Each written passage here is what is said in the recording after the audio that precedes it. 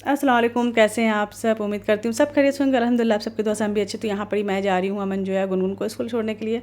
और गुनगुन जोया का थैला ना बहुत भारी रहता, तो मुझे कभी कभी अमन का कभी जोया का मैं ले लेती हूँ। एक्चुअली मैं ऑटो नहीं लगाई हूँ, मैं लाने का जो है ना वो ऑटो लगाई हूँ, भैया ले आते हैं, बट जाने टाइम में ना मुझे ही छोड़ना पड़ता है। और मॉर्निंग में वॉक भी हो जाता है बच्चों के साथ, तो अच्छा लगता है। चलो ऐसे बच्चों के साथ बातचीत करते, थोड़ा मस्ती करते चल जाते हैं, और ये सब पल ही याद आएंगे हमें आने वाले समय में। तो बहुत अच्छा वक्त अल्हम्दुलिल्लाह गुजर रहा है। ठीक है, ज़िंदगी जीना इसी का नाम है। अब तो बस यहाँ पे आने के बाद मैं अपने लिए सोची थी सो जाऊँ, बट मैं सोची कि क्यों ना मैं चाय पी लेती हूँ। सोने से काम बहुत ये हो जाता है और लेट भी हो जाता है। एक्चुअल में सब काम खुद ही करना रहता है ना, तो फिर बहुत सोचना पड़ता है। कोई हेल्प करे तो समझ में आए कि यार चलो है कोई, लेकिन जब खुद करना रहता है ना तो ऐसा लगता है कि चलो काम करते हैं। फिर मैं सोची पहले अब चाय पीती हूँ। चाय पीने के बाद ना मूड फ्रेश हो जाता है, मज़ा आता है। फिर नींद भी ख़त्म हो जाती है, मतलब फट जाती है। और मज़ा भी आता है काम करने में। और जब ब्लॉग शूट करती हूँ तब तो मुझे और भी मज़ा आता है काम करने में। तो बस यहाँ पे अपने लिए चाय बना। और हाँ, आज मैं आप सबको लगेगा, मैं थंबनेल देख के आपको समझ में आ गया होगा।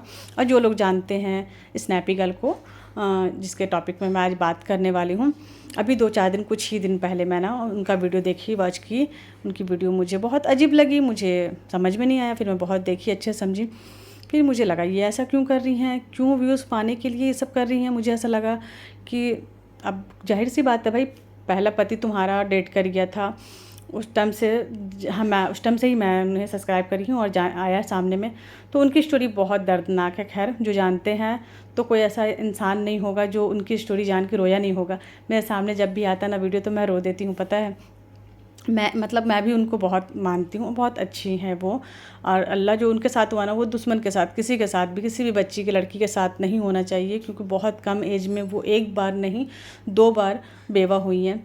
तो उस चीज़ का बहुत दुख है, हम लोग को बहुत अफसोस है। और इतना मतलब समझ में नहीं आता उनका, जब जब हुआ था ना तो बता नहीं सकती मैं, मुझे कितना ख़राब लगा था।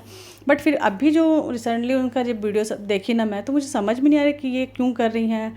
अब मतलब मैं रिकॉर्डिंग सुनी उनके पति का, अभी पहला पति उनका डेट कर गया था। एक्चुअल में ना उनकी पहली शादी से पहला पति था, वो कोविड में ना डेट कर गया। तो कुछ समय के बाद ना, साल भर के बाद, फिर उसके ससुराल वाले, सास ससुर ना उसके देवर से शादी करा दी, अपने छोटे बेटे से शादी करवा दी है। तो चलो ठीक है। ऐसे उसके बाद फिर बहुत अच्छे से वो लाइफ गुजारने लगी। उनकी एक पहली बेटी भी थी, दूसरी भी फिर बेटी हुई। तो बहुत अच्छे से माशाल्लाह से बहुत अच्छी लाइफ गुजर थी। बट पता नहीं किसकी नज़र लगी, वही नज़र लगी कि दूसरा पति भी उसका ना डेट कर गया एक्सीडेंट में। तो वो हादसा जो है ना बहुत दर्दनाक था सबके लिए, पूरे सोशल मीडिया के लिए, जो उन्हें जानते हैं ना, लाखों फ़ैन जो है उनके, मिलियन में। तो बहुत ही ख़राब था उनके लिए। इस चीज़ का हम लोग को ना बहुत दिल से बहुत अफसोस है।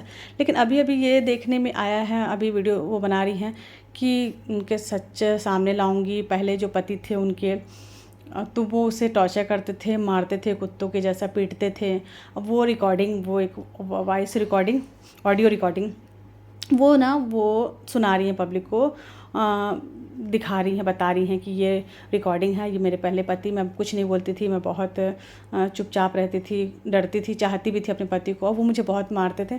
तो मुझे ये बात ना मतलब समझ ही में नहीं आया, मेरे समझ से बाहर।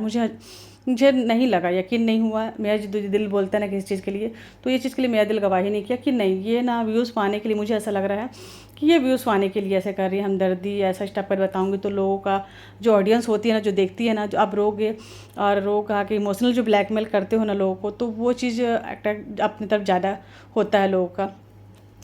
ऑडियंस भी ना आपको ज़्यादा ये करती है, रिस्पॉन्स देती है, सपोर्ट करती हैं, और व्यूज़ ज़्यादा जाता है। तो शायद मुझे ऐसा लग रहा है, और मुझे श्योर है हूँ मैं इस चीज़ के लिए कि ऐसा ही है। बट नहीं बोल सकते, किसी को बोलते ना। लेकिन मुझे आप सोचिए, कॉमन सी बात है, जो पति उसके 3-4 साल हो गया डेट कर, 3 साल हो गया डेट करे, उस पति का ऑडियो ले करके कब ऑडियो बना ली। कोई प्लानिंग के साथ रहता तो इंसान वीडियो बनाता, ऑडियो बनाता है। लेकिन 3 साल का बाद वो ऑडियो बना करके कैसे ला करके दिखा रही हैं, सुना रही हैं सबको कि मुझे मारता था, कुत्तों के जैसा पीटता था, पर मैं कुछ नहीं बोली। जब इतना मारता पीटता था तो क्यों रहना, उस टाइम बोलना था। उस टाइम आपकी पिक, आपकी वीडियो बहुत अच्छी थी, सबके साथ बहुत अच्छा मतलब दिखाते थे आप। तो फिर दिखाना क्या चाहते हैं, या उस टाइम या अभी आप झूठ बोल रहे हो, समझ में नहीं आ रहा है ये सब क्यों करना ऐसा। मैं ये बोलती, जो पति मर गया, जो शौहर किसी का मर जाएगा, मरा हुआ इंसान के लिए अगर बुरा भी रहता तो इंसान नहीं बोलता है कि चलो जो तो मर गया उसके लिए क्या बोलना, अब तो है ही नहीं दुनिया में।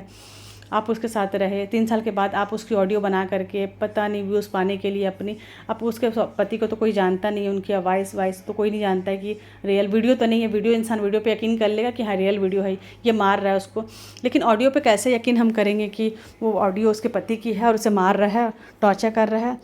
जब मैं सुनी तो मुझे तो सब बहुत ही फालतू लगा, मुझे यकीन नहीं हुआ कि ऐसा नहीं होता है, कोई भी ना ऐसा नहीं करता है। और इतने साल का 3 साल का ऑडियो तुम रखे हो प्लानिंग के साथ, और अभी बता रहे हो घर से निकल जाऊँगी, बच्चों को लेकर के, 2 बच्चे हैं तो 2 बेटी हैं तो उनको लेकर के अब अलग रहूँगी, और उनके बूढ़े माँ बाप हैं और माँ बाप बोलते थे मारने के लिए। तो मुझे नहीं लगता है कि इतने, मतलब उन लोग खुद बुज़ुर्ग हैं, सयान हैं, मतलब ज़ईफ़ हैं, वो लोग क्यों बोलेंगे। और उनके जिसका 2 बेटा जवान बच्चा दुनिया से चल जाएगा, सोचो उसकी माँ के ऊपर क्या बीतेगी। माँ बाप तो ऐसे ही ख़त्म हो जाएंगे, तो वो क्यों करेंगे ऐसा। और उनकी बहू है, उन्होंने दूसरे बेटे से शादी करवाई, 2 पोती हैं, तो ऐसा क्यों करेंगे। मुझे समझ में नहीं आ रहा ये सब के पीछे क्या राजनीतिक है, क्यों ऐसा सपना चौधरी कर रही हैं, व्यूज़ पाने के लिए, ऑडियंस की हमदर्दी के लिए कर रही हैं कि हम, समझ में नहीं आ रहा। मुझे तो ऐसा ही लग रहा है कुछ कि शायद ऐसा ही कुछ है ये सब,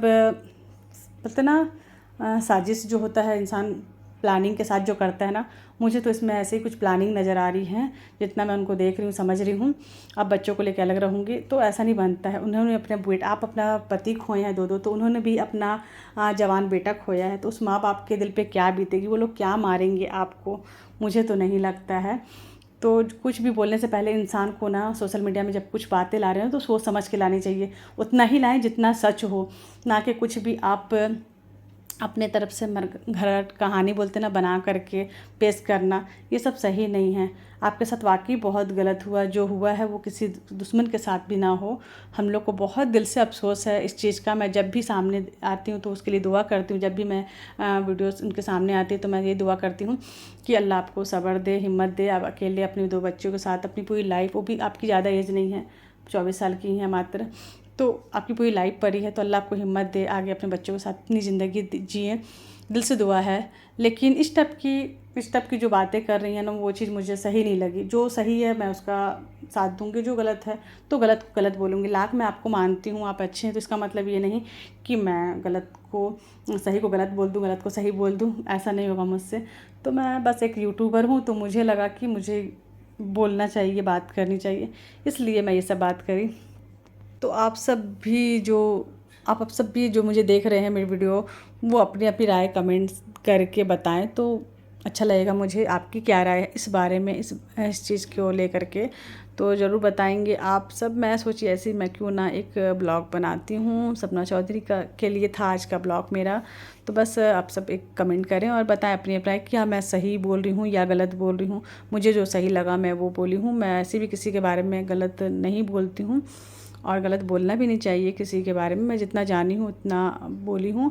और बस यहाँ पे मैं जा रही हूँ अमन को लेकर। एक्चुअल में ना अमन को डॉगी काट लिया है, तो उसको लेकर के अभी मैं 2-3 मरतबा से ना हॉस्पिटल के चक्कर लगा रही हूँ। और ये देखिए अमन को लेके गई हॉस्पिटल, यहाँ पे उसको ना मैं इंजेक्शन लगाना था, बस एक इंजेक्शन और बचे हैं इसके बाद, तो वो अभी टाइम है। तो बस ये था मेरा आज का ब्लॉग। यहाँ पे ना हम लोग बस आ गए थे, सरकारी हॉस्पिटल है, जिला हॉस्पिटल, जबकि काफ़ी अच्छा, बहुत अच्छा है, अच्छा ही बोलेंगे। तो बस हम लोग यहाँ पे आ गए थे, इंजेक्शन लगाए, उसको जूस पीना था, बाबू को जूस पिलाई मैं। तो बस यहाँ पे फिर घर आने के बाद, घर का काम करने के बाद फिर मैं, नमाज़ का टाइम हो गया तो मैं नमाज़ पर ही नमाज़ अपना अदा करी। नमाज़ टाइम पे अदा हो जाए तो बहुत सुकून मिलता है। चलिए अपना बहुत ज़्यादा ख्याल रखिएगा, मुझे दुआ में याद रखिएगा। अल्लाह हाफिज़।